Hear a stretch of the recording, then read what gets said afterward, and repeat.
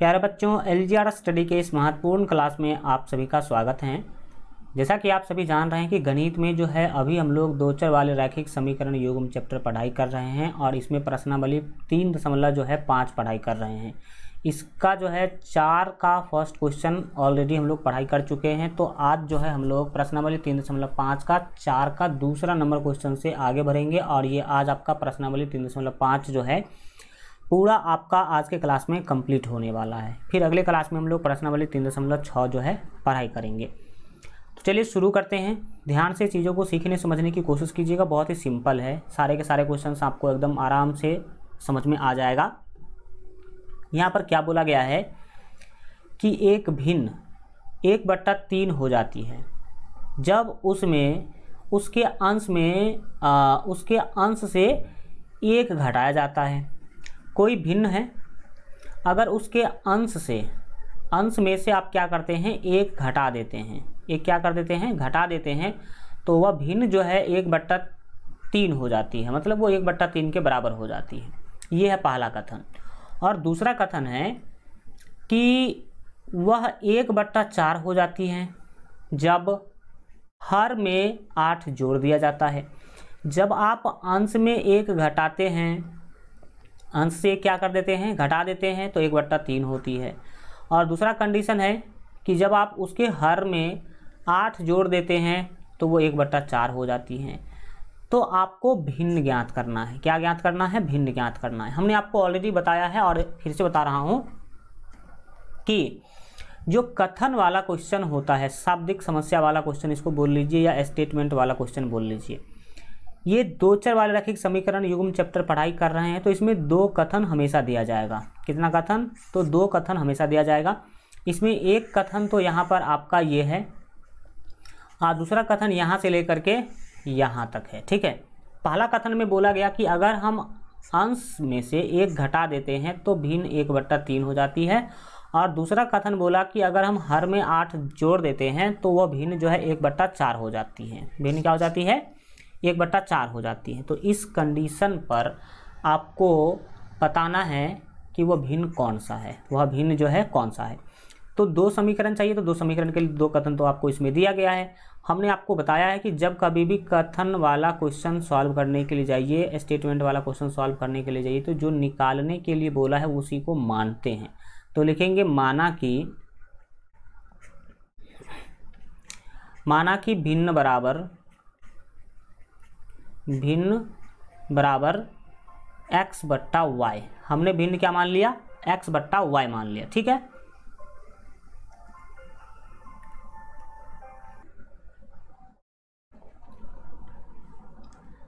तो सबसे पहला काम हम लोगों ने क्या किया, जो निकालने के लिए बोला गया था उसी को हम लोगों ने मान लिया। तो भिन्न ज्ञात करने के लिए बोला था तो हमने मान लिया कि भिन्न जो है वो x/y है। जैसा कि आप सभी जानते हैं, भिन्न में बट्टे वाली संख्या को भिन्न संख्या कहते हैं। तो ऊपर वाले को बट्टा से जो ऊपर संख्या होती है उसको अंश कहते हैं और नीचे वाले को हर कहते हैं। तो x यहाँ पर अंश है और y क्या है? हर है।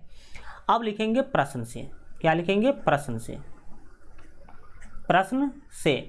प्रश्न में 2 बातें बोला गया है।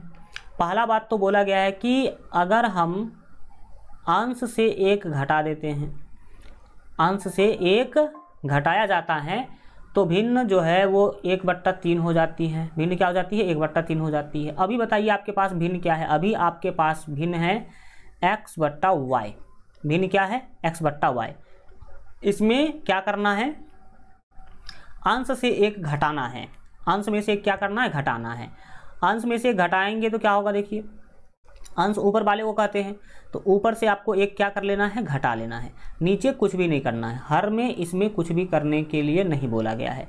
तो जब आप अंश में से 1 घटा देते हैं तो यह 1/3 के बराबर हो जाती है। ऐसा क्वेश्चन में बताया गया है।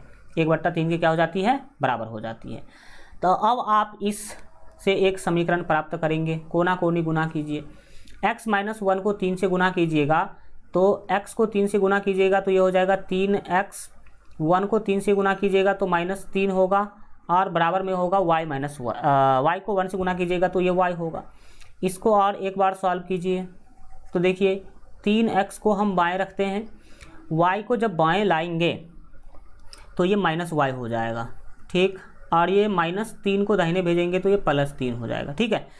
इसका नाम दे दीजिए समीकरण 1। इसका नाम क्या करेंगे, देंगे समीकरण 1।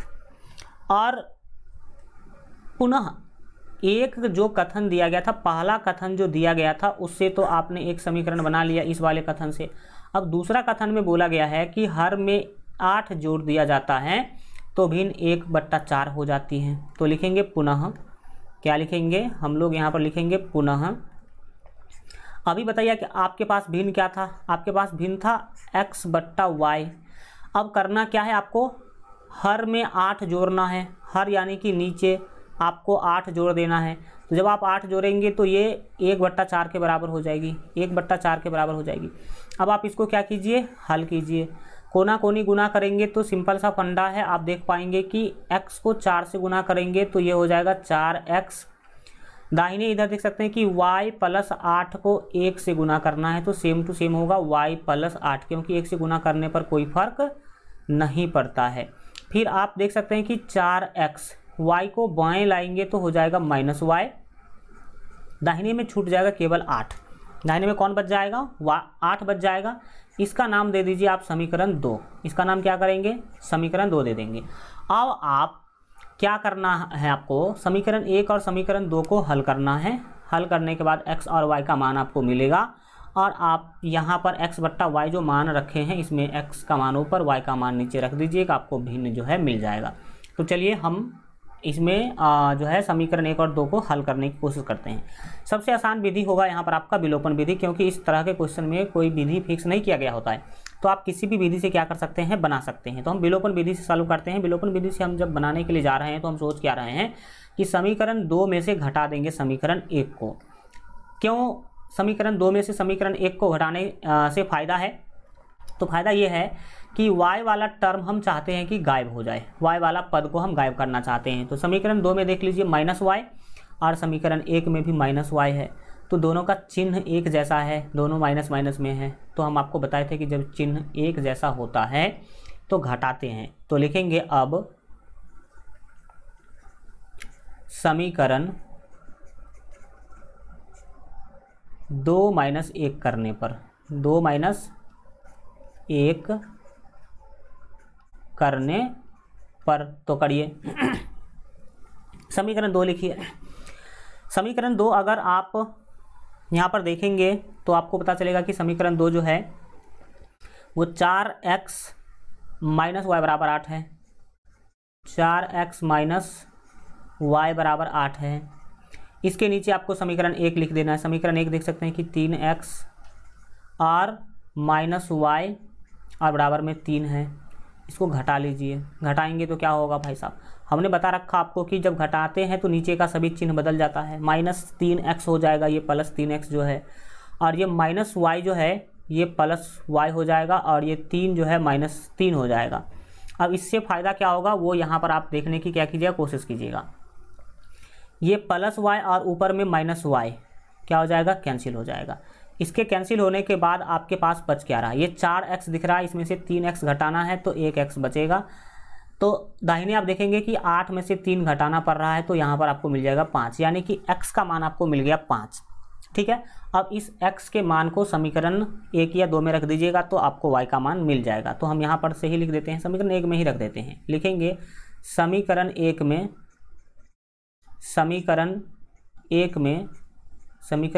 में x = 5 रखने पर, x = 5 रखने पर, तो रखिए समीकरण 1 में x = 5। समीकरण 1 यहाँ पर देख सकते हैं कि 3x - y = 3 है, तो ये तो 3 रहेगा, लेकिन x के जगह पर, ये जो x आपको यहाँ पर दिखाई दे रहा है समीकरण 1 में x के जगह पर आपको लिखना है 5, और माइनस में y है तो आपको माइनस में y लिख देना है, दाहिने में 3 है तो आपको 3 लिख देना। ठीक है, इसको आप सॉल्व कीजिए। सॉल्व करेंगे तो क्या होगा, 5 को 3 से गुना करेंगे तो हो जाएगा 15, और -y है तो y रहेगा, दाहिने में आपका 3 है तो हम 3 लिख लेंगे। और इसको चाहे तो हम अगले स्टेप में सॉल्व करते हैं, अगले पेज में।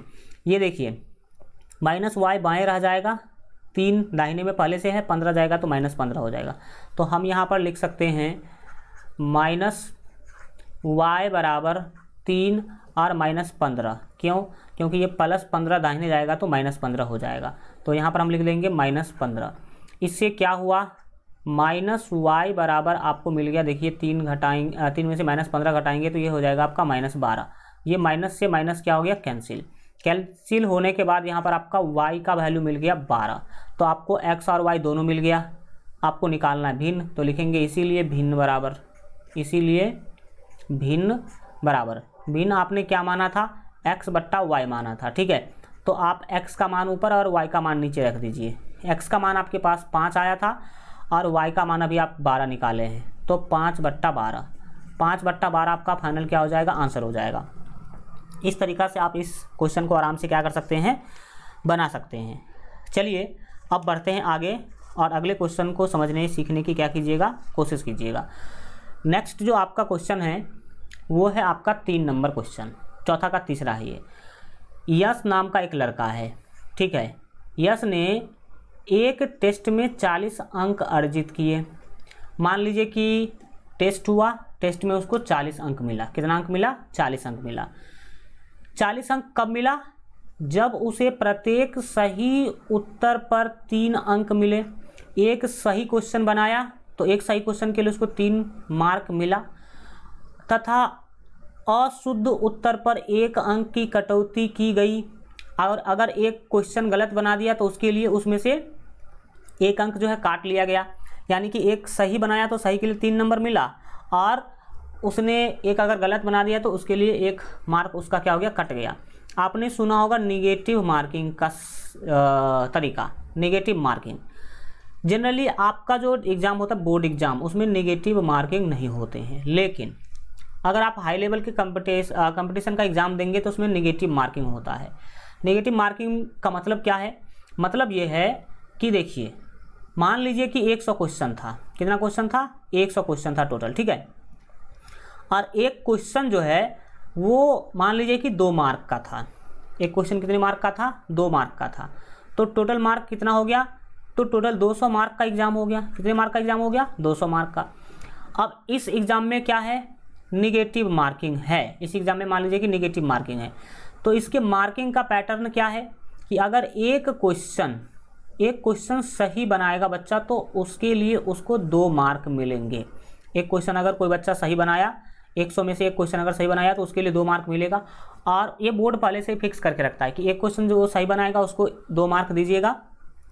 और अगर कोई बच्चा एक क्वेश्चन गलत बना दिया, एक क्वेश्चन गलत बना दिया, तो एक गलत क्वेश्चन के लिए 1 मार्क की कटौती हो जाएगी। 1 मार्क क्या कर लिया जाएगा, काट लिया जाएगा, उसमें से माइनस कर लिया जाएगा। ये प्लस और ये माइनस काट लिया जाएगा। अब मान लीजिए कि कोई बच्चा एग्ज़ाम देता है, ठीक, एग्ज़ाम, तो अब देखिए ध्यान, सावधान रहना आपको। इस तरह के निगेटिव मार्किंग वाले एग्जाम में आपको सावधान रहने की ज़रूरत है। सावधान रहने की ज़रूरत क्यों है, क्योंकि इसमें बच्चे क्या करते हैं, जनरली आपका जो बोर्ड एग्जाम होगा इसमें ये नहीं ध्यान रखने की ज़रूरत है। आपका तो बोर्ड एग्जाम होगा तो मान लीजिए कि जितना क्वेश्चन पूछा जाएगा उसमें से आपको जो आ रहा होगा वो तो आप घसेंगे ही घसेंगे, बनाएंगे ही बनाएंगे। जो नहीं आ रहा होगा उसको भी बना देंगे, क्या पता कि वो भी सही हो जाए। तो आपके एग्ज़ाम में निगेटिव मार्किंग नहीं होता है। ऐसा नहीं होता है कि सही बनाएंगे तो मिलेगा उसका मार्क, और अगर गलत बना देंगे तो जो मार्क आपको मिला था उसमें से कुछ मार्क काट लिया जाएगा। ऐसा नहीं होता बोर्ड एग्जाम में, लेकिन कंपटीशन के एग्ज़ाम में ऐसा होता है। इसने बोर्ड ने फिक्स कर रखा था कि एक क्वेश्चन अगर सही बनाएगा तो उसके लिए 2 मार्क देंगे, और अगर कोई बच्चा एक क्वेश्चन गलत बना दिया तो 1 मार्क उसमें से काट लेंगे। तो इसमें आपको सावधान रहने की ज़रूरत है कि गलत क्वेश्चन ना बनाएं। जो आपको 100% नहीं आता हो वो आप नहीं बनाएं, तो ज़्यादा क्या होगा, फ़ायदा होगा। अब मान लीजिए कि यश नाम का कोई लड़का है, ठीक, यश नाम का लड़का है। यश ने क्या किया, एग्ज़ाम में टोटल इसने क्वेश्चन बनाया, मान लीजिए कि इसने एग्ज़ाम में टोटल मान लो कि 70 क्वेश्चन इसने सॉल्व किया।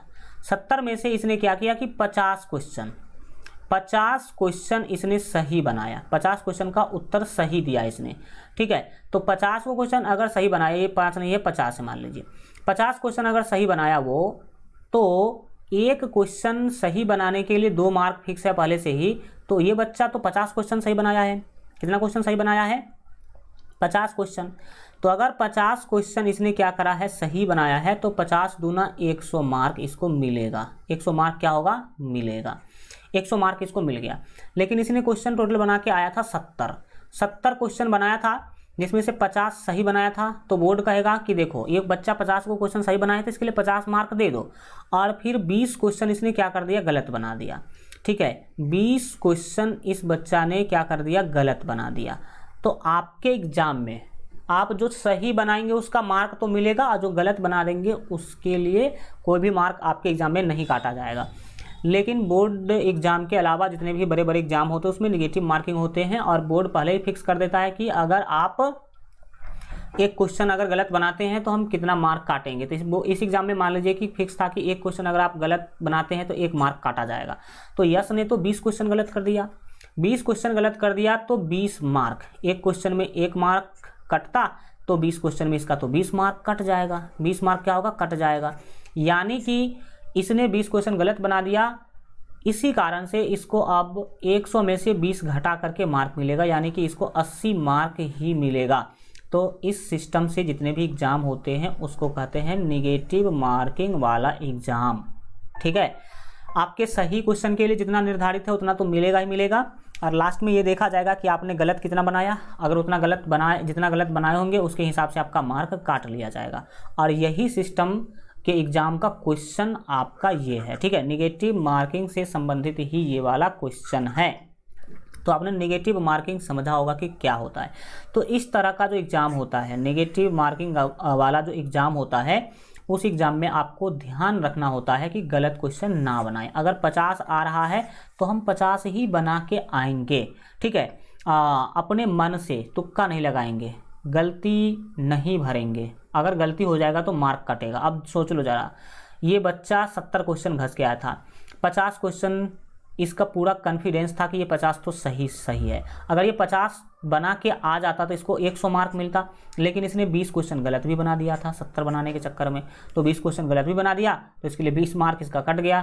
तो मिलना था इसको 100 नंबर, लेकिन मिल गया 80 नंबर। समझ में आ रहा है कि नहीं? तो यही सिस्टम वाला जो है ना, ये टेस्ट हुआ है यस का। ठीक है, जिसमें नेगेटिव मार्किंग भी है।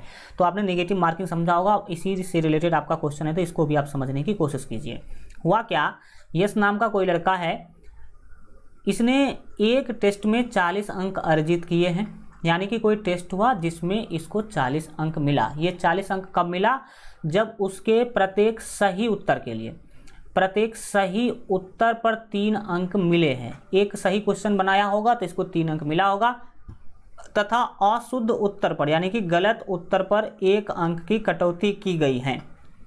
एक सही बनाने पर 3 अंक मिला और एक गलत बना दिया होगा तो एक गलत के कारण 1 अंक काट लिया गया होगा, जैसा हमने इसमें बताया आपको। ठीक है, एग्जाम्पल में ये पहला स्टेटमेंट है। दूसरा स्टेटमेंट है, यदि उसे सही उत्तर पर 4 अंक मिलते तथा अशुद्ध उत्तर पर 2 अंक कटते तो यस 50 अंक अर्जित करता।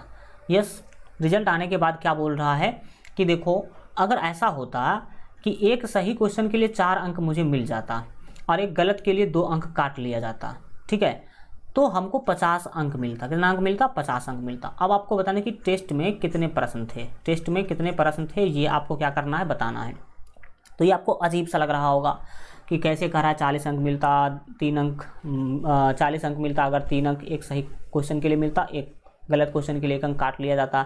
फिर अगर मुझे एक सही क्वेश्चन के लिए 4 अंक दिया जाता और गलत क्वेश्चन के लिए 2 अंक काट लिया जाता तो मुझे 50 अंक मिलता। अब ये सारे गुत्थी के बाद आपको बोल दिया गया कि भाई टेस्ट में कितने क्वेश्चन थे, कि टेस्ट में कितने प्रश्न थे, ये निकालने के लिए आपको बोल दिया गया। कोई दिक्कत नहीं है, सिंपल है। चलिए हम इस क्वेश्चन को बनाने की शुरुआत करते हैं। यस टेस्ट दे के आया है तो ये भी कुछ सही क्वेश्चन बना के आया होगा और कुछ गलत भी बना दिया होगा। ठीक है, कुछ क्वेश्चन तो ये सही बना के आया होगा, कुछ क्वेश्चन ये गलत बना करके आ गया होगा। तो मुझे पता नहीं कि यस ने कितना क्वेश्चन सही बनाया, कितना क्वेश्चन गलत बनाया, कितना क्वेश्चन सही बनाया और कितना क्वेश्चन गलत बनाया, ये मुझे नहीं पता। तो हम मान लेते हैं कि यस ने एक्स क्वेश्चन सही बनाया और वाई क्वेश्चन गलत बना दिया। फिर आगे क्या करेंगे, हम लोग भरेंगे। तो चलिए हल जब करने के लिए हम लोग चलेंगे तो सबसे पहले हम लोग यहाँ पर मानेंगे, लिखेंगे माना कि यस ने, माना कि माना कि ये यस अच्छा से लिख देते ताकि आप लोगों को समझ में आ जाए। माना कि यस के सही उत्तरों की संख्या, यस के सही उत्तरों की, यस के सही उत्तरों की संख्या बराबर x। यानी कि यस ने एग्जाम में x को सही क्वेश्चन सही बना के आया, ठीक है, x क्वेश्चन जो है सही बना के आया, तथा अशुद्ध उत्तरों की संख्या बराबर y मान लेते हैं, तथा अशुद्ध या गलत भी बोल सकते हैं उसको, अशुद्ध सही या अशुद्ध ही लिख देते, कोई दिक्कत नहीं है, तथा अशुद्ध उत्तरों की संख्या, माना कि यस के सही उत्तरों की संख्या x तथा अशुद्ध उत्तरों की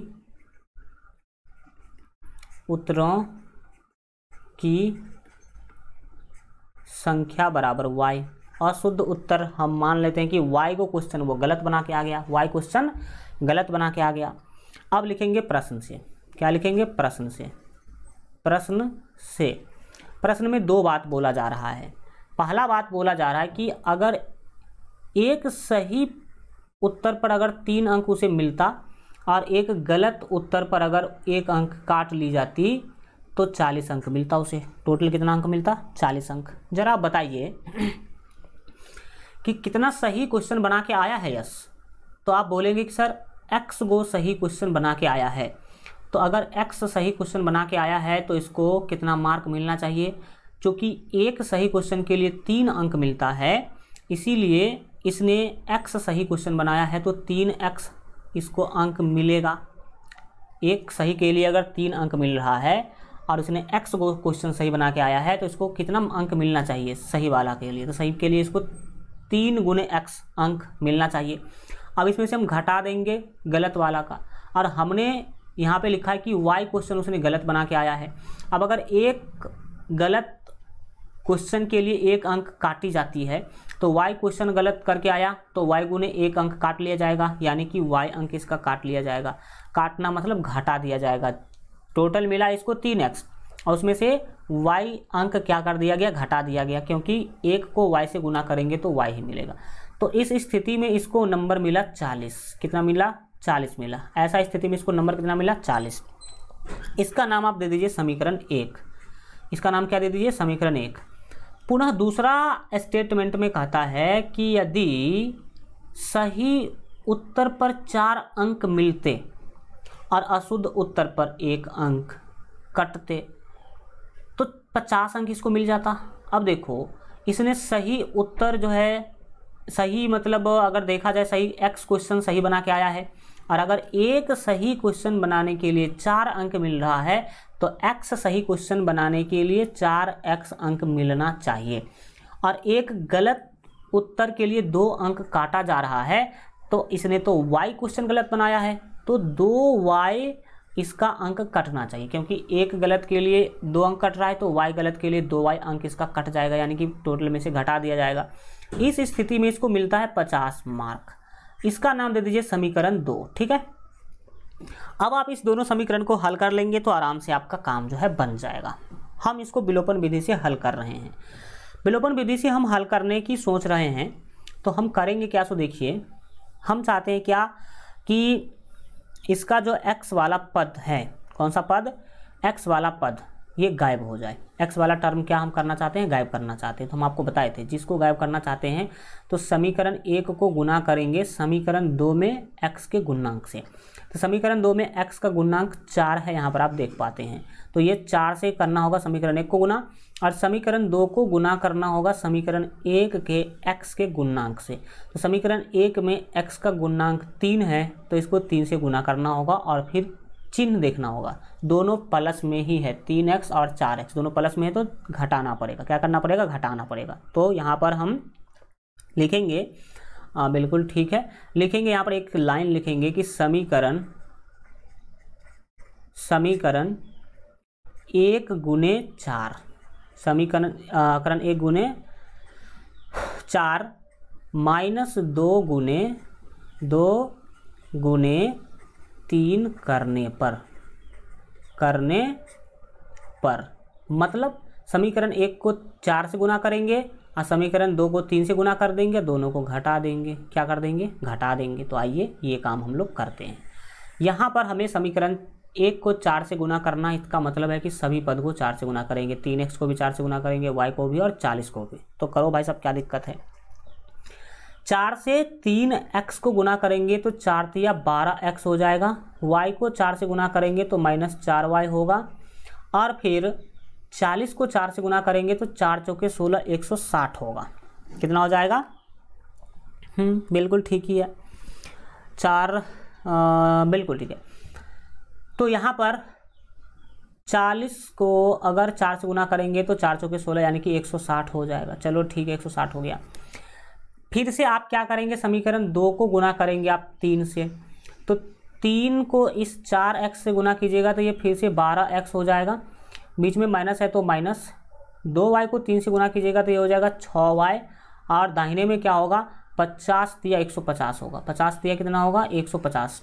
अब इसको आपको घटाना है। घटाने वक्त हम आपको बताएं कि नीचे वाला चिन्ह बदल जाता है। ये +12x -12 होगा, ये -6 +6 हो जाएगा। और ये 50 जो है वो माइनस हो जाएगा 150। ठीक है। अब हम क्या करेंगे? तो जो काटने वाला होगा वो यहाँ पर कटेगा। अब की बार -12x और ये +12x कैंसिल हो जाएगा। कैंसिल होने के बाद क्या होगा? यहाँ पर ध्यान लगाइए, -4y और +6y दिख रहा है आपको। तो ये 6y और -4, 6 में से 4 घटाएंगे तो आपको मिलेगा 2y। ठीक। और दाहिने में देख लीजिए, 160 में से 150 घटाइएगा तो मिलेगा आपको 10 मिलेगा। और फिर इस 2 से इस 10 को भाग दीजिएगा तो मिलेगा आपको 5, यानी कि आपको y मिल गया। y मिल गया 5। y का मान कितना मिल गया? 5 मिल गया। ठीक है। y का मान 5 मिलने पर आप बढ़ेंगे अब आगे। अब आप क्या करेंगे? आगे बढ़ेंगे और आगे इसके चीज़ों को सीखने समझने की कोशिश करेंगे। चलो, तो y का मान आपने देख लिया 5। अब आप y का मान समीकरण 1 या समीकरण 2 में रख दीजिए।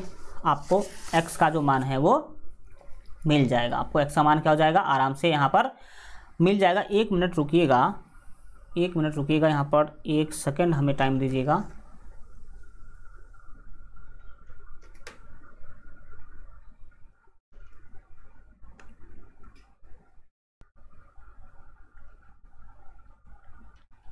तो यहाँ पर हम लोगों को y का मान मिल चुका है। अब ये y का मान समीकरण 1 में रख दीजिए या समीकरण 2 में रख दीजिए, आपको x का मान मिल जाएगा। तो चलिए हम समीकरण 1 में रख देते हैं। लिखेंगे समीकरण 1 में y बराबर 5 रखने पर, y बराबर 5 रखने पर, तो रखिए समीकरण 1 यहाँ पर देखिए कि है क्या। समीकरण 1 है 3x - y बराबर 40। ठीक है भाई साहब, ये 3x तो रहेगा, -y है तो y की जगह पर हम 5 रख देते हैं। और दाहिने में है आपका 40, तो हम 40 लिख देंगे। अब ये 5 दाहिने चला जाएगा तो क्या सिचुएशन बनेगा? बाएं में था आपका 3x, तो 3x रहेगा ही रहेगा। दाहिने में पहले से 40 था और ये -5 जो है वो दाहिने जाएगा तो +5 हो जाएगा। इसके बाद आप क्या करेंगे? तो 3x बराबर लिखेंगे 40 5 45। 40 5 कितना? 45। अब आप सभी जानते हैं कि 3 से भाग दीजिएगा तो ये 45 कट जाएगा, 15 तिया 45। 15 से आराम से जो है लग जाएगा इसमें भाग। तो यहाँ पर आपको x का मान मिल गया। x का मान कितना मिला? तो x का मान मिला 15। अब आपको निकालना देखिए, यानी कि y का मतलब गलत क्वेश्चन और x का मतलब सही क्वेश्चन। तो गलत क्वेश्चन है 5 और सही क्वेश्चन कितने हैं? 15 है। तो गलत क्वेश्चन और सही क्वेश्चन को जोड़ दीजिए तो कुल प्रश्न आपको मिल जाएगा। कुल प्रश्न जो है आपको मिल जाएगा। टेस्ट में कितने प्रश्न थे यही निकालना था। तो लिखेंगे इसीलिए प्रश्नों की कुल संख्या, इसीलिए प्रश्नों की कुल संख्या। देखो प्रश्नों की कुल संख्या में क्या होगा? x सही क्वेश्चन था और y था गलत क्वेश्चन। दोनों को जोड़ देंगे तो कुल क्वेश्चन मिल जाएगा। तो x का मान आपने निकाला है 15, y का मान निकाला है 5, तो 15 + 5 क्या हो जाएंगे प्यारे बच्चों, 20 हो जाएंगे। तो 20 आपके फाइनल आंसर है, यानी कि कुल 20 प्रश्न थे एग्जाम में। एग्जाम में कुल कितने प्रश्न थे, 20 प्रश्न थे। ये आप ध्यान रखने की क्या करेंगे, कोशिश करेंगे। चलिए अब बढ़ते हैं आगे, और आगे हम अगले क्वेश्चन को सीखने समझने की कोशिश करेंगे, जो कि आपके सामने 4 नंबर क्वेश्चन आ चुका है। 4 नंबर क्वेश्चन क्या है, इसको पहले पढ़ते हैं, देखते हैं क्या बोला जा रहा है। एक राजमार्ग that means NH, national highway, ठीक है। एक राजमार्ग पथ 2 स्थान A और B के 100 किलोमीटर की दूरी पर है। एक राजमार्ग पर 2 स्थान A और B के बीच की दूरी जो है वो 100 किलोमीटर है। मान लीजिए ये NH है, यहाँ पर A स्थान है और यहाँ पर B स्थान है, इसके बीच का दूरी 100 किलोमीटर है, ऐसा बोला जा रहा है, ठीक है, की दूरी है। एक कार A से तथा दूसरी कार B से एक ही समय में चलना प्रारंभ करती है, ठीक है। कोई कार है यहाँ पर C1 और यहाँ पर कार है C2, दोनों एक ही समय में चलना प्रारंभ करती है। मतलब ये कि अगर ये 10 बजे चलना शुरू करेगी तो C2 भी 10 बजे ही चलना शुरू करेगी। यदि ये कारें भिन्न भिन्न चालों से, मतलब इसका चाल अलग है और इसका चाल अलग है, ये मान लीजिए कि 80 के स्पीड से जा रही है और ये 60 के स्पीड से जा रही है, मतलब दोनों का चाल अलग है। भिन्न भिन्न चालों से एक ही दिशा में चलती है, भिन्न भिन्न चाल से एक ही दिशा में चलती है, मतलब इसका चाल तो अलग अलग है, दिशा एक ही है। ये कार भी चलती है इधर की दिशा में ही और ये कार भी चलती है इधर की दिशा में ही, तो वे 5 घंटे के पश्चात मिलती हैं। तो ये कार 5 घंटा चली और ये कार भी 5 घंटा चली, तो दोनों जाकर के मान लीजिए कि यहाँ पर मिलती है। 5 घंटा चलने के बाद ये मान लीजिए कि M बिंदु पर मिलती हैं, तो दोनों कारों की चाल ज्ञात कीजिए। तो इस स्थिति में आपको दोनों कार का चाल ज्ञात करना है। आप अगर ध्यान से देखेंगे तो इस क्वेश्चन में एक ही कथन दिया गया है। कितना कथन दिया गया है, एक ही कथन दिया गया है, जबकि आपको पहले से ही पता है कि इस चैप्टर में 2 समीकरण हमें प्राप्त करना होता है, तो इसके लिए 2 कथन भी चाहिए। लेकिन इसमें देख लीजिए एक ही कथन दिया गया है, तो हम इस क्वेश्चन को नहीं बना सकते हैं। लेकिन आपको पता होना चाहिए अगर इसमें 2 कथन जोड़ दिया जाए, अब नया वाला जो बुक आया है उसमें शायद जोड़ दिया गया है, और इसमें आपको सीधा समझना है कि इसमें मिस्टेक है। क्या मिस्टेक है इस क्वेश्चन में? मिस्टेक ये है कि इसमें एक ही कथन दिया गया है, 2 कथन देना चाहिए इसको। कितना कथन देना चाहिए? 2। केवल एक ही कथन दिया गया है, तो एक कथन से तो एक ही समीकरण मिलेगा, और एक ही समीकरण मिलेगा तो फिर हमें x और y का मान नहीं निकाल पाएंगे। तो मैं आपको बताना चाह रहा हूँ कि ये क्वेश्चन अधूरा है। लेकिन हिंदी मीडियम का जो बुक है ना आपका, ये हिंदी मीडियम के NCERT बुक का ये फिगर है, तो हिंदी मीडियम का जो बुक है उसमें अधूरा है। इंग्लिश मीडियम का जो NCERT का बुक है उसमें यही क्वेश्चन पूरा दिया हुआ है, मतलब 2 कथन दिया हुआ है, एक कथन इसमें छूट गया है। और नया वाला बुक में हो सकता है कि हिंदी मीडियम वाला में भी दे दिया हो, तो वो हम नहीं चेक किए हैं, लेकिन ये पुराना वाला है। तो हमारे कहने का सीधा मतलब है कि ये क्वेश्चन अधूरा है, इसमें एक कथन और जुटना चाहिए। तो वो दूसरा कथन क्या है वो हम आपको बता देते हैं, क्योंकि हमें पता है इंग्लिश मीडियम वाले में ये दे रखा है, तो वहाँ से हमने देखा कि इंग्लिश मीडियम वाले में तो कथन 2 है और इसमें कथन 1 ही है, तो वहाँ से हमने ले लिया और आपको ट्रांसलेट करके हम इसमें बता देते हैं। यहाँ तक आपका एक कथन था। अब यहाँ पर एक कथन होना चाहिए, फिर इसको लिखना चाहिए कि दोनों कारों की चाल ज्ञात कीजिए। दोनों कार का चाल ज्ञात करने के लिए इसके बाद बोलना चाहिए था, 2 कथन देने के बाद। तो यहाँ पर एक कथन आएगा, इस बीच में यहाँ पर एक स्टेटमेंट आना चाहिए, और वो स्टेटमेंट ये आना चाहिए। क्या आना चाहिए? वो आना चाहिए कि यदि ये कारें भिन्न भिन्न चालों से एक दूसरे के ओर चलती हैं। पहला कथन में बोला गया था कि दोनों एक ही दिशा में चलती है, C1 इस दिशा में चलती है तो C2 भी इस दिशा में चलती है। लेकिन दूसरा कथन में इंग्लिश मीडियम वाले बुक में दिया हुआ है कि यदि ये कारें भिन्न भिन्न चालों से एक दूसरे की ओर चले, अगर ये C1 है ये C2 है तो C1 इधर की ओर चलेगी, C2 इधर की ओर चलेगी, ठीक है। एक दूसरे की ओर चलती हैं तो 1 घंटा पश्चात मिलती है। 1 घंटा चलने के बाद मान लीजिए कि इस पॉइंट पर C1 और C2 दोनों आके क्या हो जाती है, मिल जाती है। इस पॉइंट पर दोनों आके क्या हो जाती है, मिल जाती है। तो ये अब क्वेश्चन हो गया पूरा। यहाँ पर आपको जो है ये वाला कथन लिखना क्या था, जरूरी था। अब ये क्वेश्चन आपका हो गया पूरा। इस क्वेश्चन को अब आप आराम से क्या कर सकते हैं, बना सकते हैं। तो चलिए शुरू करते हैं, चीज़ों को सीखने समझने की कोशिश करते हैं। हमने आपको पहले ही बता रखा है कि स्टेटमेंट वाले क्वेश्चन में जो निकालने के लिए बोलेगा उसी को सबसे पहले मानेंगे। तो यहाँ पर ध्यान दीजिएगा तो आपको पता चलेगा कि इस क्वेश्चन में जो है दोनों कारों की चाल ज्ञात करने के लिए बोला गया। क्या ज्ञात करने के लिए बोला गया है, चाल ज्ञात करने के लिए बोला गया। तो हम चाल को ही मानेंगे। तो जब आप क्वेश्चन को सॉल्व करने के लिए जाइएगा तो सबसे पहले तो लिख दीजिएगा हल। अब जो निकालना उसी को क्या करेंगे, मानेंगे। तो लिखेंगे माना दोनों कारों की चाल, ठीक है ऐसे भी लिख सकते हैं या फिर ऐसे भी लिख सकते हैं कि माना कि एक कार की चाल x किलोमीटर प्रति घंटा है तथा दूसरी कार की चाल y किलोमीटर प्रति घंटा है। लिख देते हैं माना कि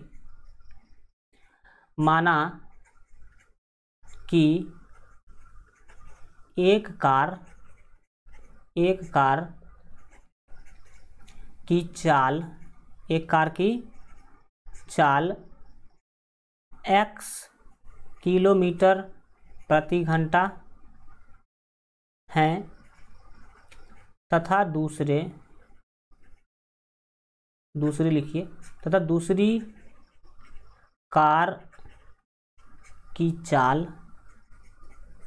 कार की चाल y किलोमीटर प्रति घंटा है।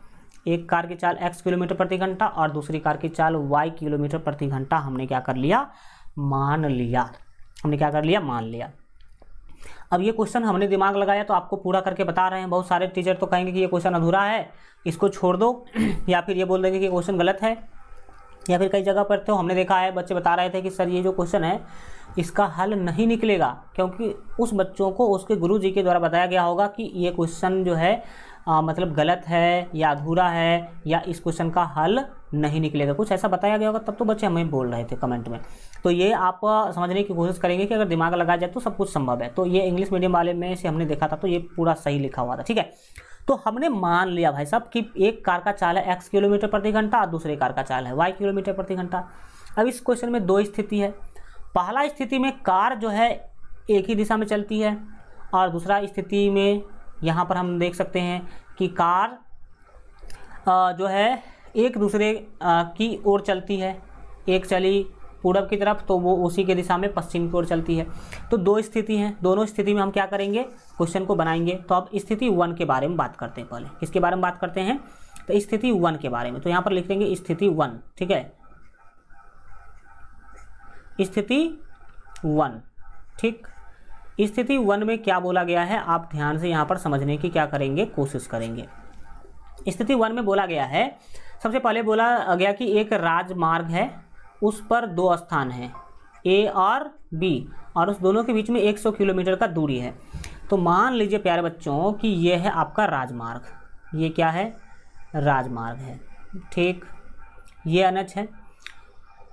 इस NH पर 2 पॉइंट है, मतलब 2 स्थान है। एक स्थान मान लीजिए कि ये है आपका, ठीक। हम इसको हल्का दूसरे कलर से दिखाने की कोशिश करते हैं।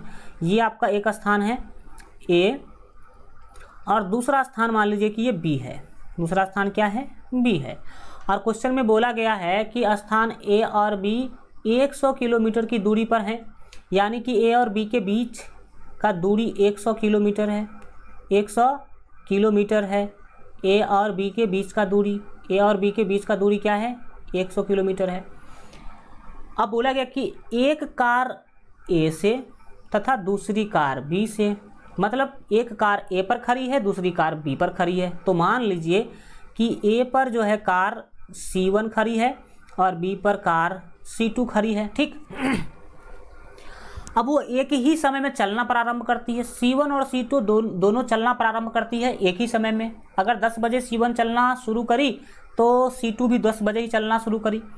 यदि ये कारें भिन्न भिन्न चालों से, मतलब अलग अलग चाल से, C1 का चाल अलग होगा, C2 का चाल अलग होगा। जैसे हमने आपको बताया कि C1 का चाल 80 किलोमीटर प्रति घंटा है तो C2 का चाल 60 किलोमीटर प्रति घंटा है। तो भिन्न भिन्न चालों से एक ही दिशा में चलती हैं। क्या करती है? एक ही दिशा में चलती हैं। एक ही दिशा में चलती हैं तो वे 5 घंटे के बाद मिलती हैं। ये दोनों कार 5 घंटा चलने के बाद क्या हो जाती है? मिलती है। तो मान लीजिए कि कार 1 जो है वो 5 घंटा तक चली तो यहाँ तक आई। 5 घंटा तक चलने के बाद मान लीजिए कि यहाँ तक आई, ठीक है। और कार C2 जो है वो भी 5 घंटा तक चलने के बाद यहाँ पर आकर के दोनों मिल गई। 5 घंटा तक दोनों चलने के बाद मान लीजिए कि M बिंदु पर आकर के दोनों मिल जाती है। M स्थान पर आकर के दोनों क्या हो जाती है? मिल जाती है, ठीक है। तो यहाँ पर क्या देखा आपने? कार 1 भी 5 घंटा चली और कार 2 भी 5 घंटा चली, ठीक है। अब आप जो है लिखेंगे प्रश्न से। अब क्या लिखेंगे? प्रश्न से। अब क्या लिखेंगे? यहाँ पर लिखेंगे प्रश्न से। हल्का कलर चेंज कर देते हैं। अब यहाँ पर लिखेंगे प्रश्न से। प्रश्न से, प्रश्न से। अब आप ध्यान लगाइए एक बात, मेरा बात समझिए। कार 1 जो है 5 घंटा चली है। कार 1 क्या करी है? 5 घंटा चली है। और कार 1 की चाल क्या है? x किलोमीटर प्रति घंटा। देख सकते हैं कि एक कार की चाल x किलोमीटर प्रति घंटा, यानी कि पहली कार की चाल है x किलोमीटर प्रति घंटा। x किलोमीटर प्रति घंटा चाल है और ये चली है 5 घंटे। कितने घंटे चली है? 5 घंटे चली है। तो बताइए इसने कितना दूरी तय किया होगा? A से लेकर के M तक जाने में इसने कितना दूरी तय किया होगा?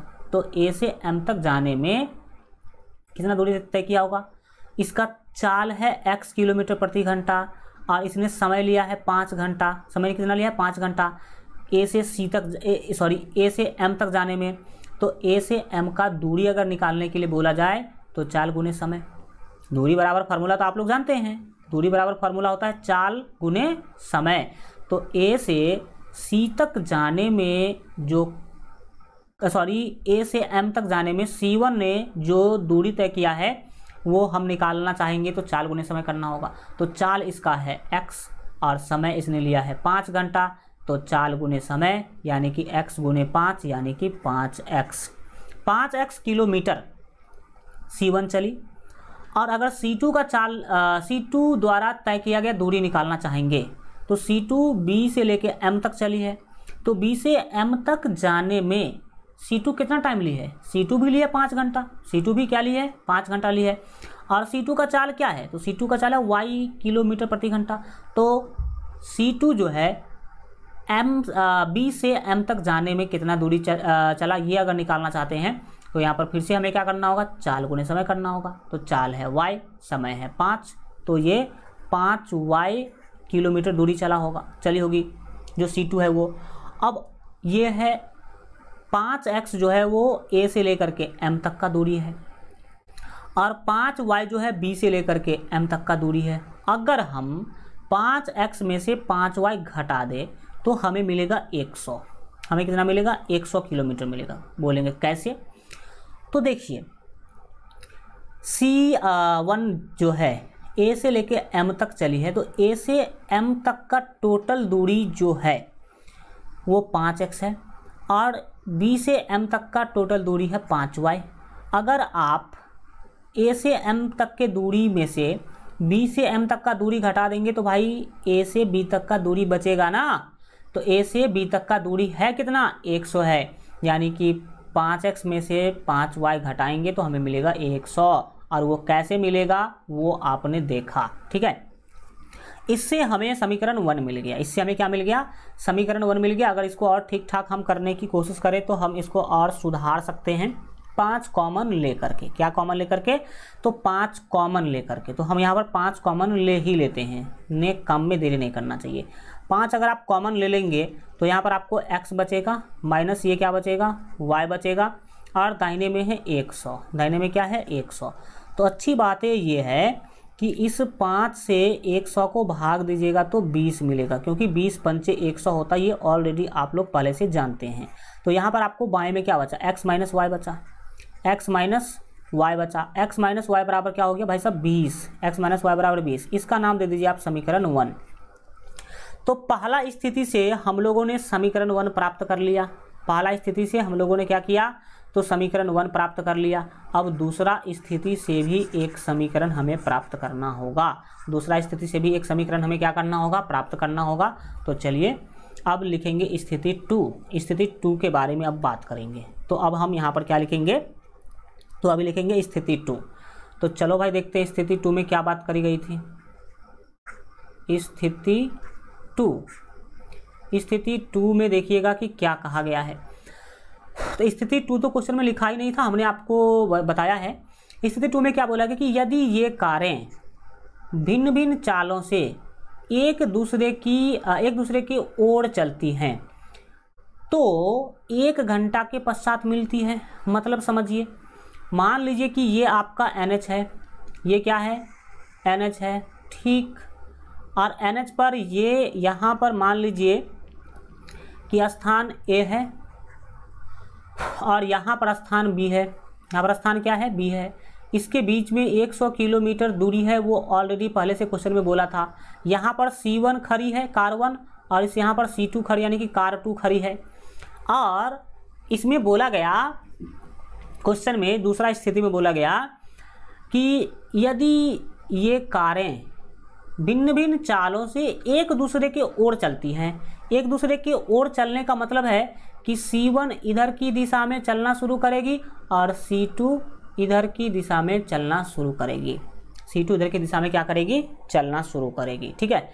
तो एक दूसरे के ओर चली, तो ये दोनों 1 घंटा चलने के बाद, ये दोनों 1 घंटा चलने के बाद मिल जाएगी। तो मान लीजिए कि ये बिंदु P है, ये बिंदु क्या है, P है। P बिंदु पर जाके मिल जाती है। ये 1 घंटा चलती है C1 और C2 भी 1 घंटा चलती है, तो P बिंदु पर जाके दोनों क्या हो जाती है, मिल जाती है। ऐसा स्थिति है ये आपके कंडीशन 2 में, स्थिति 2 में ऐसा चीज़ दिया गया है। स्थिति 2 में ऐसा चीज़ जो है दिया गया है। तो अब लिखेंगे पुनः प्रश्न से, या फिर लिखेंगे पुनः, क्या लिखेंगे, पुनः लिखेंगे। तो पुनः क्या है भाई साहब, देखो कार 1 और कार 2 दोनों मिल करके कितना दूरी तय किया, तो दोनों मिल करके 100 किलोमीटर दूरी तय किया। हो सकता है कि कार 1 कम चला हो, कार 2 ज़्यादा चला हो, लेकिन दोनों मिला करके तो 100 किलोमीटर ही दूरी तय किया ना। और दोनों टाइम कितना लेता है सो भी देख लीजिए। तो यहाँ पर आप लोग क्लियरली जो है देख पाएंगे कि भिन्न भिन्न चालों से एक दूसरे की ओर चलती हैं तो 1 घंटे के पश्चात मिलती है, यानी कि C1 भी 1 घंटा चली होगी और C2 भी 1 घंटा चली होगी। और आप पहले से जानते हैं कि C1 का चाल है x किलोमीटर प्रति घंटा और C2 का चाल है y किलोमीटर प्रति घंटा। तो बताइए आप लोग कि C1 ने कितना दूरी तय किया। तो C1 के द्वारा तय किया गया दूरी क्या होगा, चाल गुने समय होगा। तो C1 का चाल है x और समय इस बार इसने 1 घंटा लिया है, तो 1 को x से गुना करेंगे तो x ही होगा, यानी कि C1 ने x किलोमीटर तय किया दूरी। और फिर बात करेंगे C2 का, तो C2 का चाल है y और C2 भी 1 घंटा ही चली है, C2 भी 1 घंटा ही चली है। तो C2 भी 1 घंटा चली तो समय हो गया 1, चाल हो गया y। तो चाल गुने समय यानी कि 1 गुने y, इसका भी y होगा। और इसका मतलब है कि C2 y किलोमीटर दूरी तय की। और यहाँ पर हम देख रहे हैं कि A से B के बीच का दूरी है 100 किलोमीटर और इसी दूरी को दोनों मिल करके तय की है। इसका मतलब C1 के द्वारा तय किया गया दूरी और C2 के द्वारा तय किया गया दूरी का जो योग है वो 100 होगा। ठीक है, 100 क्यों होगा, क्योंकि दोनों मिल करके 100 किलोमीटर दूरी तय की है। अब इसका नाम आप दे दीजिए समीकरण 2। इसका नाम आप क्या करेंगे, समीकरण 2 दे देंगे। अब आप समीकरण 1 और समीकरण 2 को हल कर लीजिए, आपको आराम से आंसर मिल जाएगा। तो समीकरण 1 क्या है, समीकरण 1 है x माइनस वाई बराबर 20। समीकरण 2 है आपका x प्लस वाई बराबर 100। विलोपन विधि से बना लीजिए, जल्दी से जल्दी बन जाएगा। तो हम क्या करते हैं, समीकरण 1 और 2 को जोड़ देते हैं, आराम से आपका काम हो जाएगा। तो लिखेंगे समीकरण 1 प्लस 2 करने पर, 1 प्लस 2 करने पर तो करो भाई साहब। समीकरण 1 क्या है, x प्लस वाई बराबर 20, x माइनस वाई बराबर 20 है। तो यहाँ पर लिख देंगे x माइनस वाई बराबर 20। समीकरण 2 है x प्लस वाई बराबर 100, x प्लस y बराबर 100। अब आप बोलेंगे कि सर सीधा गुना उना कुछ नहीं किए, सीधा जोड़ दिए समीकरण 1 और 2 को, तो ऐसा क्यों किया? ऐसा इसीलिए किए कि समीकरण 1 में भी y है, समीकरण 2 में भी y है, आज दोनों का चिन्ह अलग अलग है। तो हम आपको बताएं कि जब चिन्ह अलग अलग हो, एक माइनस में हो एक प्लस में हो, तो घटाते हैं, जोड़ते हैं। तो जोड़ देंगे अब हम, तो चलिए जोड़ देते हैं दोनों को। जोड़ने से क्या होगा कि -y और +y कैंसिल हो जाएगा। कैंसिल होने के बाद हम क्या करेंगे, x को x में जोड़ेंगे तो ये 2x होगा, 100 और 20 हो जाएगा 120। 2 से 120 को भाग दीजिएगा तो मिलेगा 60। कितना मिलेगा? 60 मिलेगा।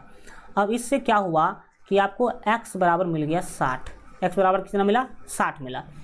अब x का मान 60 मिल गया तो x के मान को समीकरण 2 में रख दीजिए या 1 में ही रख दीजिए, कोई दिक्कत नहीं है। तो लिखेंगे यहाँ पर समीकरण 1 में या फिर 2 में रखिए, हमेशा 1 में ही रखते आए हैं, इस बार 2 में रख देते हैं। समीकरण 2 में x बराबर 60 रखने पर, x बराबर 60 रखने पर तो रखिए। समीकरण 2 क्या है? समीकरण 2 है x + y बराबर 100। x + y बराबर 100 है समीकरण 2। इसमें x के जगह पे 60 रखना है तो रखो, x के जगह पे 60 रख देंगे, प्लस y बराबर 100 होगा। अब आप इसको सॉल्व कीजिए, सॉल्व करेंगे देखिए y बराबर कितना होगा 100 और ये 60 दाहिने जाएगा तो -60 हो जाएगा, 60 दाहिने गया तो क्या हो गया? -60 हो गया। अब इसको आप सॉल्व कीजिए तो y बराबर 100 - 60 कितना हो गया भाई साहब? 40 हो गया। 100 - 60 कितना हो गया? 40। तो सीधी सीधी बातें आपको मिल गया। x क्या था? x था आपका कार 1 का चाल, तो कार 1 का चाल हो गया 60 किलोमीटर प्रति घंटा, 60 किलोमीटर प्रति घंटा। और y क्या था? तो कार 2 की चाल थी, तो ये कार 2 का जो चाल है वो हो गया 40 किलोमीटर प्रति घंटा। ये आपका फाइनल आंसर हो गया, ठीक है। तो यहाँ पर हम लिख भी सकते हैं, लिख देंगे अतः दोनों कारों की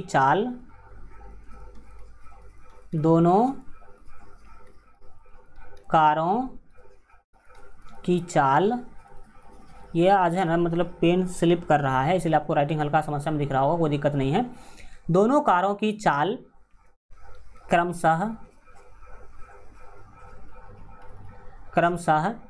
x, भाई एक का तो निकला 60 किलोमीटर प्रति घंटा, लिख देते हैं दोनों कारों की चाल क्रमशः 60 किलोमीटर प्रति घंटा एवं 40 किलोमीटर प्रति घंटा है, 40 किलोमीटर प्रति घंटा है, 40 किलोमीटर प्रति घंटा है। इस तरह से आपका ये फाइनल आंसर ही हो गया। पहला का चाल हो गया 60 किलोमीटर प्रति घंटा, दूसरा का चाल हो गया 40 किलोमीटर प्रति घंटा। यही आपको क्या करना था? निकालना था। तो इस तरीका से आप क्वेश्चन को बनाएंगे तो एकदम पूरा 100% आपका सही माना जाएगा डिटेल में, ठीक। चलिए आगे बढ़ते हैं और एक क्वेश्चन और है, इसको हम लोग क्या करते हैं, समझने सीखने की कोशिश करते हैं। इसके बाद आपका ये चैप्टर ही कंप्लीट हो जाएगा। अगले दिन हम लोग अगले जो प्रश्नावली है उसको सीखेंगे, समझेंगे। चलो भाई साहब इस क्वेश्चन को देखते हैं। ये क्वेश्चन क्या पूछ रहा है?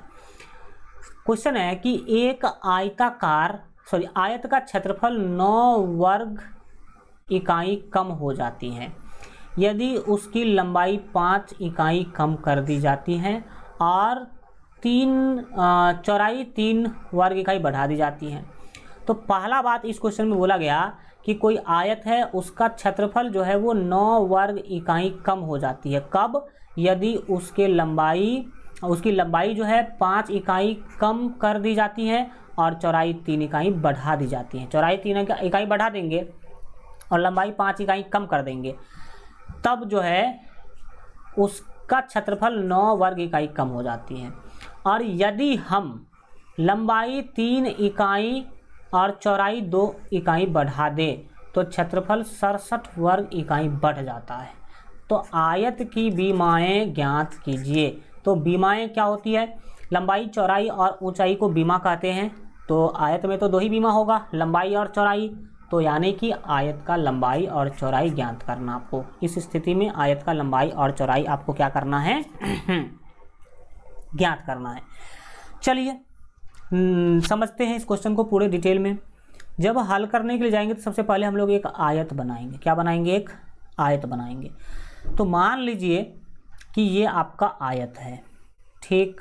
जिस आयत का चर्चा इस क्वेश्चन में चल रहा है वो ये आयत है, ठीक है। ये आयत मान लीजिए कि हमने बनाया, इस आयत का लंबाई जो है हम मान लेते हैं कि x है। हमने लंबाई मान लिया कितना, x मीटर, ठीक। और इसका चौड़ाई मान लेते हैं कि y मीटर है। चौड़ाई हमने कितना मान लिया, y मीटर मान लिया। इस आयत का लंबाई x मीटर और चौड़ाई y मीटर हमने मान लिया।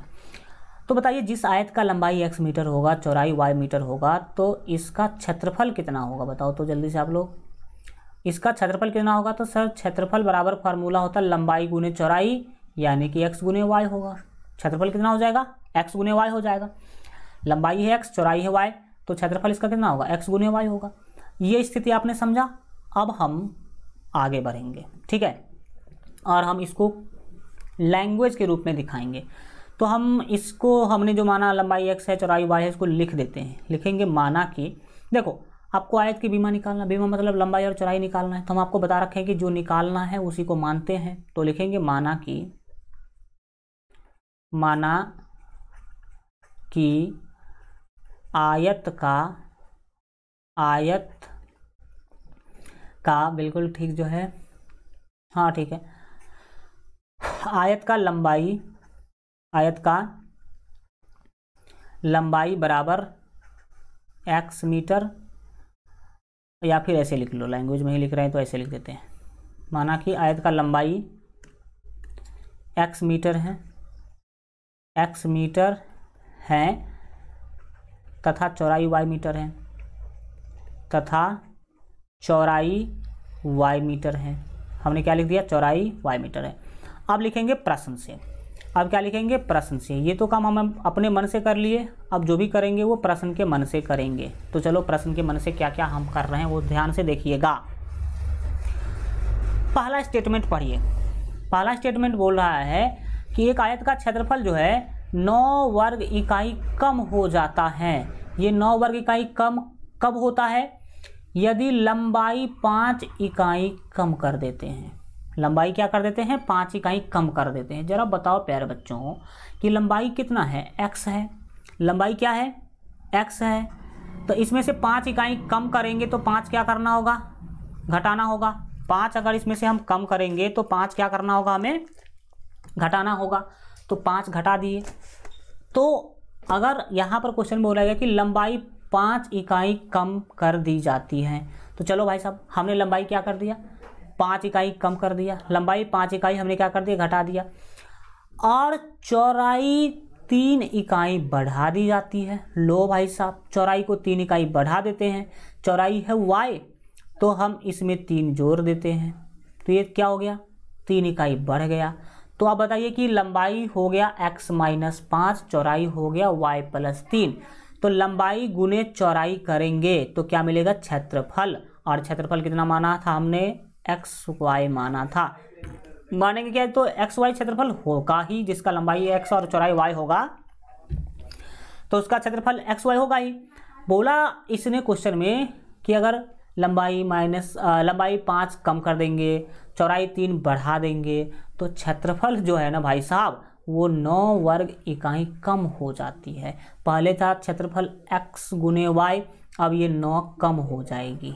9 क्या हो जाएगी, कम हो जाएगी। यानी कि इसमें से 9 हम क्या कर देंगे प्यारे बच्चों, घटा देंगे। 9 क्या कर देंगे, घटा देंगे।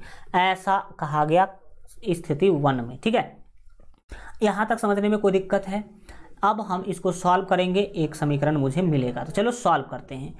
सॉल्व करने के लिए जाइएगा तो आपको x - 5 y + 3 को गुना करना होगा पहले। तो x से y + 3 को गुना करेंगे, फिर -5 से आप जो है y + 3 को गुना करेंगे। ऐसा वाला गुना आपको आना चाहिए ऑलरेडी से, पहले से ही। तो देखिए x को अगर आप y से गुना करेंगे तो आपको मिलेगा xy, और फिर x को 3 से गुना करेंगे तो हो जाएगा ये 3x। तो हमने x से दोनों को गुना कर लिया। अब -5 से दोनों को गुना करेंगे, तो -5 से y को गुना कीजिएगा तो -5y होगा। अब -5 को 3 से गुना कीजिएगा तो -15 होगा, क्योंकि 5 या 15। और दाहिने में जो चीज़ें हैं उसको सेम टू सेम आप क्या कर देंगे, लिख देंगे। यहाँ पर आपको एक बहुत ही बड़ा वाला फ़ायदा दिख रहा होगा। और वो फ़ायदा क्या है यहाँ पर ध्यान लगाने की कोशिश कीजिएगा कि वो क्या चीज़ें आपको दिख रहा है। यहाँ पर आप देखेंगे तो देखिए, आप एक्स वाई से इस एक्स वाई को काट सकते हैं। तो एक्स वाई से एक्स वाई क्या हो गया, कैंसिल हो गया। बराबर के बाएं और दाहिने जो चीज़ें सेम होती है वो कट सकती है, आपको पता होना चाहिए। अब हम क्या करते हैं वो समझिए। ये आपको दिख रहा है 3x, ठीक, और -5y। इसको बाएं रखते हैं, दाहिने में क्या है भाई साहब, -9 है, और ये -15 दाहिने भेजेंगे तो +15 हो जाएगा। -15 दाहिने गया तो +15 हो गया। अब ऐसा करने से क्या फ़ायदा मिला वो देखिए। ये 3x तो 3x लिखेंगे, माइनस में 5y है तो 5y लिख देंगे, और दाहिने में देखिए 15 में से 9 घटाएंगे तो आपको मिलेगा 6। कितना मिलेगा, 6 मिलेगा। ये एक शुद्ध शाकाहारी समीकरण मिल गया आपको, ठीक है। तो इसका नाम दे देंगे समीकरण 1। 3x - 5y बराबर 6 मिला कि नहीं, एकदम शुद्ध समीकरण मिला कि नहीं, तो इसका नाम आप दे देंगे समीकरण 1। और स्थिति 2 में जो बताया जा रहा है वो करिए, और स्थिति 2 से आप समीकरण 2 प्राप्त कीजिए। तो चलिए, स्थिति 1 यहाँ तक थी, इससे आगे देखते हैं क्या बोला जा रहा है और क्या करना। इतना डिटेल जानिएगा तब जाके आपके अंदर से कुछ लगेगा कि नहीं, हाँ हम तो कुछ करे हैं, ठीक है। स्थिति 2 क्या है, बोला गया कि यदि हम लंबाई को 3 इकाई और चौड़ाई को 2 इकाई बढ़ा दें। भाई साहब, लंबाई में भी 3 जोड़ दिया, चौड़ाई में भी 2 जोड़ दिया। तो चलो भाई साहब देखो, लिखेंगे पुनः, क्या लिखेंगे, पुनः।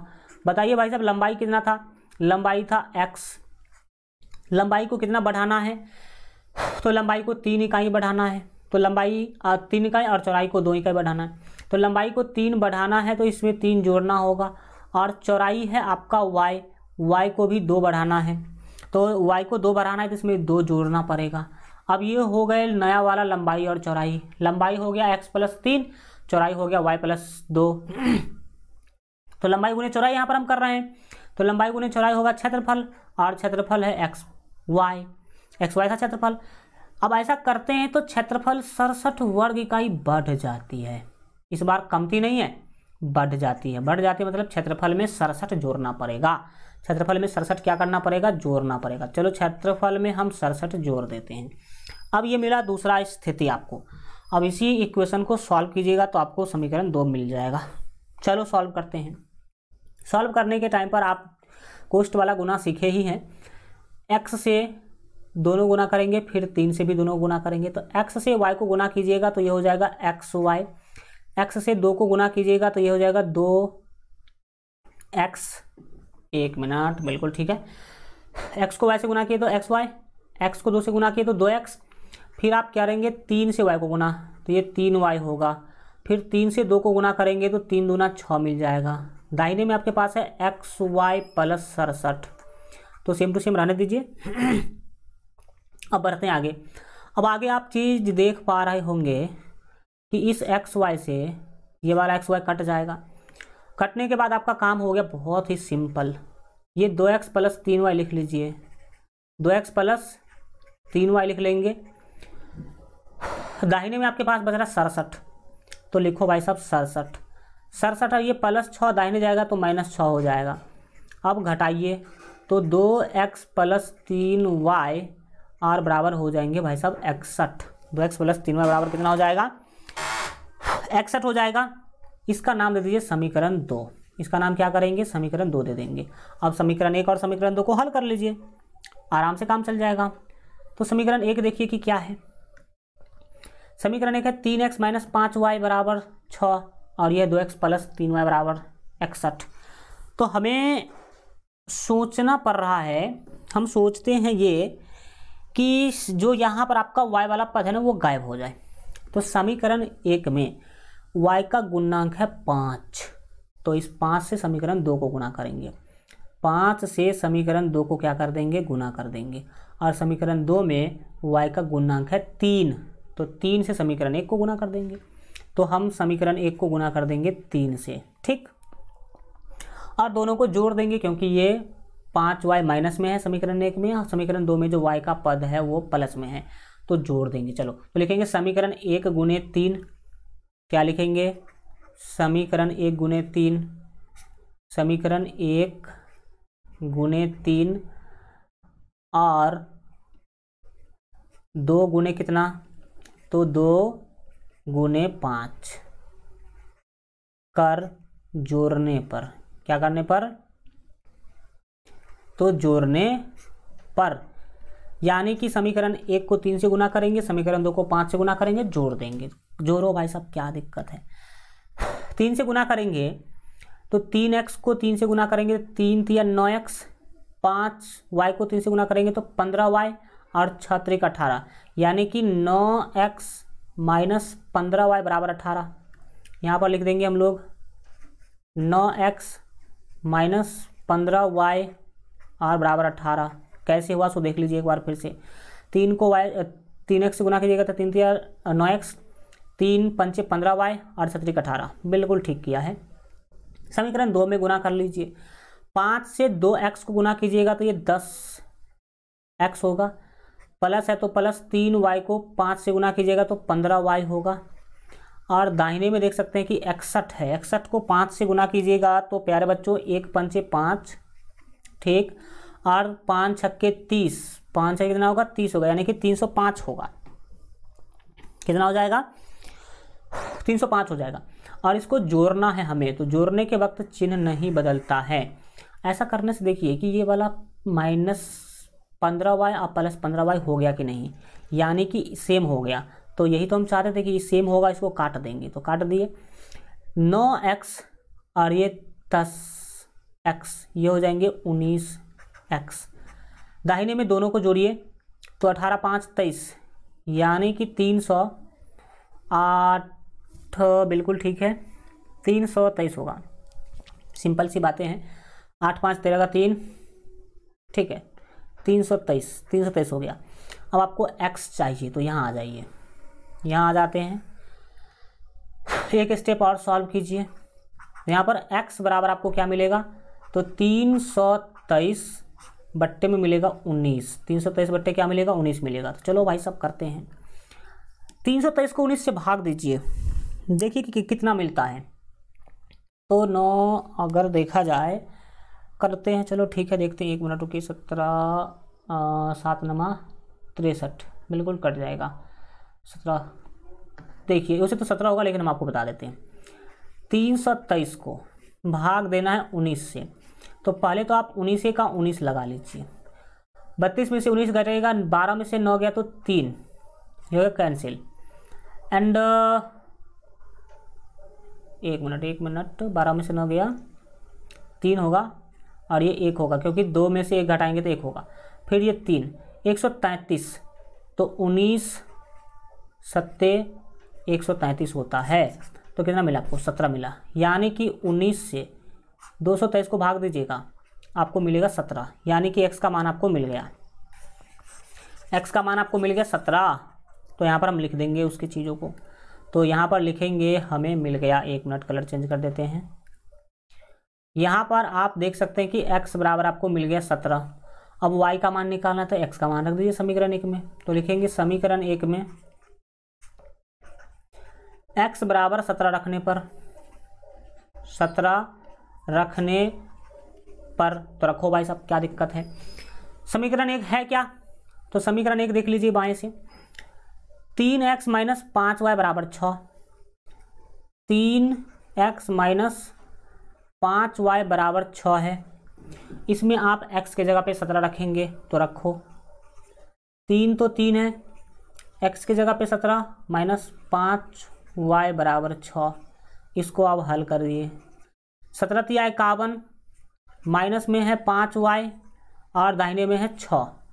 क्या होगा यहाँ पर समझने की पूरा का पूरा कोशिश कीजिएगा।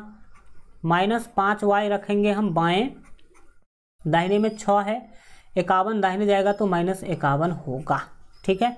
अब क्या होगा भाई साहब, तो माइनस 5y बराबर आपको मिलेगा, ये हो जाएगा माइनस आपके 45। माइनस कितने होंगे 45, क्योंकि आपका 11 में 100 जाएगा तो 5 ही होगा, 45 मिलेगा, माइनस 45 मिला। अब काटिए, देख पा रहे होंगे कि माइनस से माइनस कैंसिल हो जाएगा। 5 से 45 को भाग दीजिएगा तो 5 9 45, यानी कि आपको y का भी मान मिल गया। आपको y का जो मान मिला वो मिल गया भाई साहब आपके 9। y का मान कितना मिला? 9 मिला। तो x था लंबाई, y था चौड़ाई, तो नीचे में लिख दीजिएगा अतः लंबाई बराबर इतना, चौड़ाई बराबर इतना। तो लिखेंगे अतः लंबाई हमने माना था x, तो x का मान निकला कितना देख लीजिए 17 सॉरी x का मान 17 मिला, तो हम x का मान रख देते हैं यहाँ पे 17। तो 17 मीटर, ठीक, लंबाई मिल गया 17 मीटर। एवं चौड़ाई,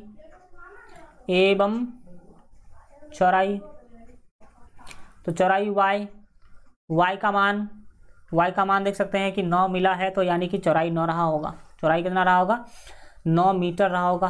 तो 9 मीटर आपके फाइनल आंसर हो जाएंगे। वैसे भी जानते हैं कि लंबाई ज़्यादा होता चौड़ाई कम होता, तो ठीक है, देख लिया आपने। इस तरीक़ा से ये प्रश्नावली आपका हो गया खत्म हो गया। अगले क्लास में प्रश्नावली 3.6 शुरू करेंगे और यही आपका लास्ट प्रश्नावली होगा। Thank you so much, goodbye, take care, मिलेंगे अगले क्लास में।